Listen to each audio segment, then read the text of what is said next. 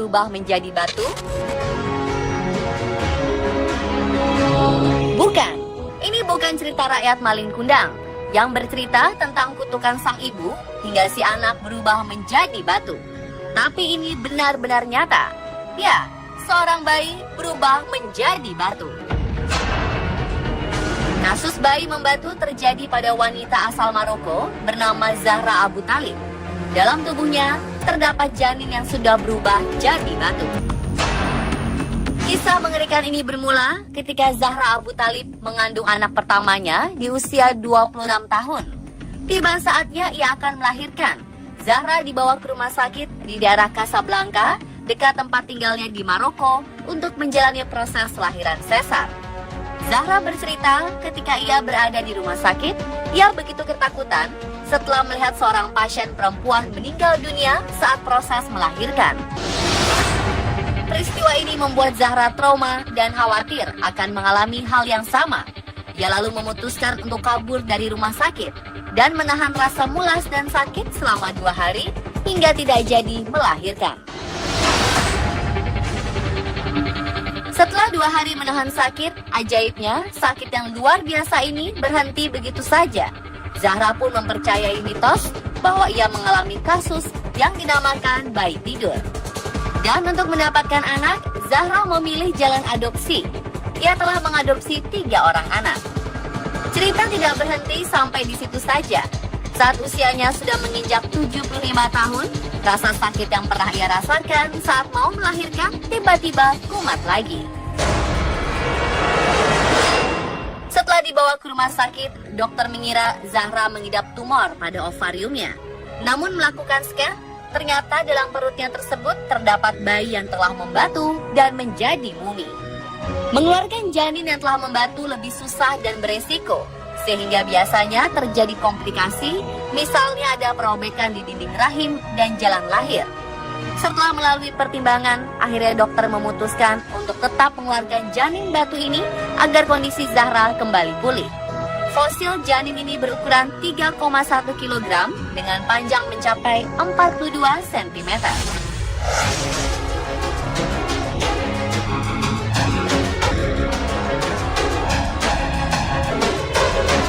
Peristiwa bayi menjadi batu tak hanya terjadi pada Zahra Abu Talib.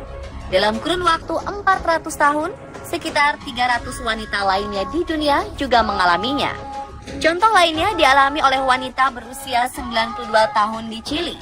Di dalam perut nenek ini terdapat bayi yang tak dilahirkan dan diperkirakan telah berusia 50 tahun dalam perutnya.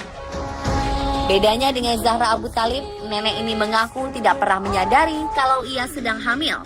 Bayi naas tersebut harus menemui ajalnya dengan meringkuk kaku serta membatu.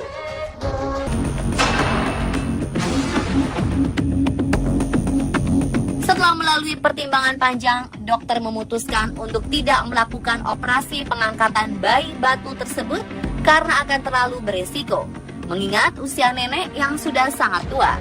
Si nenek pulang tanpa mendapat pengobatan. Kasus serupa juga pernah terjadi di Indonesia, tepatnya di daerah Jambi.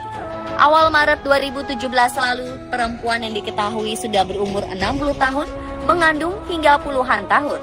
Namun anehnya, sang ibu tidak sadar bila dirinya sedang mengandung sang bayi. Peristiwa langka ini diketahui setelah sang ibu memeriksakan diri ke dokter. Saat dicek, barulah diketahui bahwa perempuan asal Kabupaten Tanjung Jabung Timur ini tengah mengandung, namun bayinya tersebut telah membatu. Diperkirakan usia kandungannya sudah berusia 37 tahun. Sayang, sang buah hati telah tiada. Ia telah lama meninggal dunia di dalam perut sang ibu. Bayi yang menjadi batu ini telah diangkat melalui proses operasi.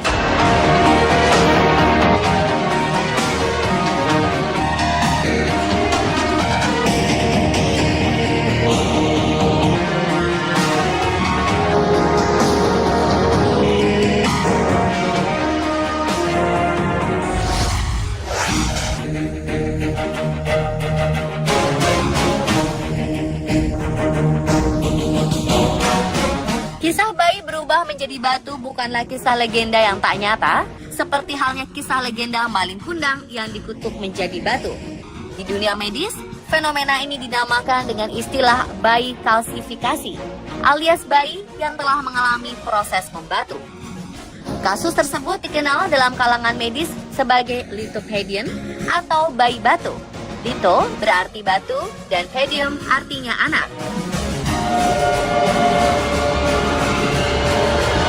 Dokter spesialis kandungan dari Rumah Sakit Bersalin di Jakarta, Dr. Musa menjelaskan bahwa sebenarnya bayi berubah menjadi batu adalah hal normal dalam reaksi pertahanan tubuh akibat kematian janin. Karena itulah, proses kehamilannya pun terhenti dan akhirnya janin di dalam tubuhnya mengalami proses pengapuran. Untuk menghindarkan tubuh ibu dari infeksi sebab busuknya organ sang janin, ia mengalami kalsifikasi atau berubah menjadi batu. Jadi sebetulnya lithopedion itu adalah janin itu sendiri yang kemudian prosesnya karena meninggal. Kalau kecil dia akan diserap kembali oleh tubuh, diresorpsi namanya. Tapi kalau gede, sudah besar, diresorpsi pun tidak akan habis sehingga tertinggallah yang namanya janin tadi. Kemudian dia akan membentuk semacam bungkus yang namanya pengkapuran, kalsifikasi, dan kemudian mengeras. Tujuannya sebetulnya mekanisme untuk tubuh sendiri supaya tidak terjadi infeksi. Nah, pengerasan itu sendiri kemudian disebut dengan lithopedion. Dr. Musa menyebutkan, kasus seperti ini biasanya terjadi pada kehamilan yang tidak disadari, atau biasanya sang ibu tidak melakukan pemeriksaan ke dokter kandungan. Begitu mengetahui dirinya tidak menstruasi beberapa bulan. Akhirnya baru ketahuan setelah sekian lama saat perutnya merasakan sakit yang sangat hebat. Kemudian lithopedion itu terjadi, itu kan ceritanya lama. Satu, yang bersangkutan tidak melakukan pemeriksaan kepada dokter. Ketahuannya setelah sakit yang luar biasa baru dilihat, baru ada itu kan. Kalau sekarang kemungkinannya untuk terjadi seperti itu kecil. Kenapa? Sebentar-sebentar kita melakukan pemeriksaan dengan USG. Sehingga begitu janin 8 minggu tidak berkembang, detak jantungnya berhenti, sudah terdeteksi. Jadi tidak akan sempat untuk terjadi lithopedion tadi, kecuali di tempat terpencil, kemudian dia tidak melakukan pemeriksaan USG, ya kemungkinan masih bisa terjadi. Berbeda dengan kasus Zahra Abu Thalib, dia tahu kalau dirinya tengah hamil, namun memilih untuk menahan proses lahiran dan menyimpan bayi di kandungannya selama bertahun-tahun. Kasus tersebut sangatlah aneh dan langka, sebab yang kita tahu, wanita yang telah masuk dalam masa melahirkan tidak bisa ditahan-tahan. Beberapa kasus melahirkan di jalanan, di pesawat, di angkutan umum, atau di perjalanan menuju rumah sakit adalah contohnya. Bagaimana pendapat Dr. Musa mengenai kasus Zahra Abu Thalib ini? Di dalam kehamilan, tentunya hormonal kehamilan yang akan tumbuh atau meningkat. Nah, begitu kehamilan itu cukup bulannya, kasarannya hormonal untuk kehamilannya menurun, hormonal untuk melahirkannya yang meningkat. Sehingga begitu cukup bulan, proses persalinannya akan timbul dengan sendirinya. Tapi ada orang-orang tertentu yang hormonal yang merangsang untuk timbulnya kontraksi supaya melahirkan itu tidak timbul-timbul. Oleh karena itu kalau tidak timbul, ditimbulkan. Jadi artinya kalau proses berjalan terus kemudian kita menahan supaya tidak berjalan, nggak bisa. Diakui oleh Dr. Musa, cukup banyak ibu yang tak menyadari janinnya sudah meninggal, bahkan janinnya membatu atau mengeras. Hal ini terjadi karena kurang pekanya sang ibu, terlebih lagi karena tak ada reaksi penolakan pada tubuhnya. Merasakan mual-mual pun juga tidak bisa dipastikan hamil kalau tidak memeriksakan diri. Ya, sebetulnya kalau kehamilan itu ada dua tanda, subjektif sama objektif. Kalau subjektif itu merasa tidak haid, bisa orang itu merasa hamil sehingga timbul mual segala macam. Tapi kalau objektif tentunya pertama tidak haid, kemudian dilakukan pemeriksaan semacam tes kencing. Nah, kalau tes kencingnya positif, pasti itu akan dinyatakan hamil. Kalau ditambah lagi dengan pemeriksaan USG, di situ akan terlihat buah konsepsi, pasti dia akan dinyatakan hamil. Tapi memang belum tentu orang hamil itu mempunyai keluhan. Tidak semua orang, artinya mual dan muntah tadi belum tentu, sifatnya individual. Jadi tidak berarti orang mual, muntah bisa dipastikan, diartikan bahwa itu hamil, tidak.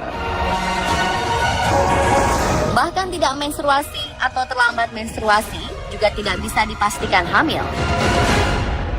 Kalau misalnya orang tidak menstruasi, bisa saja karena gangguan hormonal, sehingga keseimbangannya terganggu, sehingga dia tidak haid, tidak menstruasi, tapi tidak hamil, bisa saja.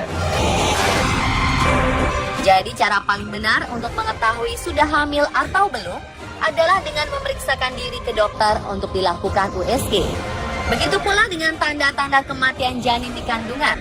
Janin tidak bergerak, detak jantung menghilang, kram atau sakit perut, semuanya hanya dapat diketahui dengan melalui pemeriksaan USG. Mendengar kesimpulan dari Dr. Musa, berarti kita semua tidak perlu khawatir akan kasus bayi membatu atau berubah menjadi mumi dengan memeriksakan diri Anda ke dokter secara rutin. Dan pemirsa, itulah tadi penjelasan mendalam mengenai bayi batu versi on the spot. Semoga menambah pengetahuan kita ya.